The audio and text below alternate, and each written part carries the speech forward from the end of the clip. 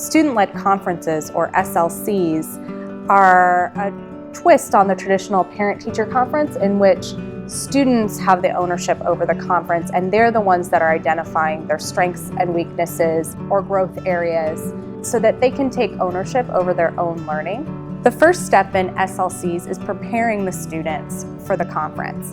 And that's by providing some reflection time where they can write down and think about what their areas of strength are, and what they're most proud of, what they'd like to celebrate for the semester, and maybe some areas of growth for themselves as a learner, and how they might ask their support team, like the teachers and the family, to support them in achieving those goals.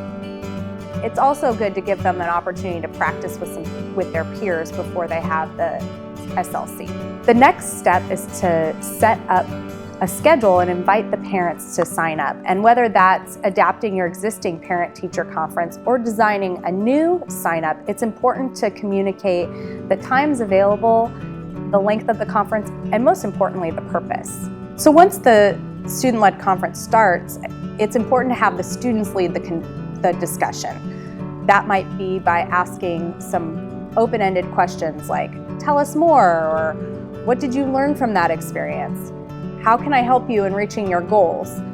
And this allows students time to reflect and to help the students speak the majority of time, so it has them take the ownership over their own learning.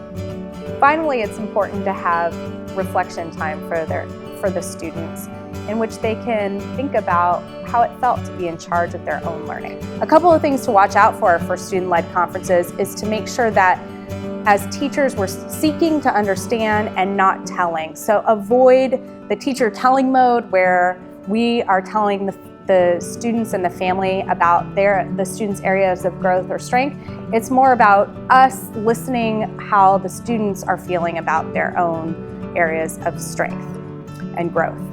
Also, it's important to avoid the run-on SLC, and that is when it starts to take longer than you anticipated, making sure that the families know that you can schedule another alternate time, that they can have a longer conference if needed.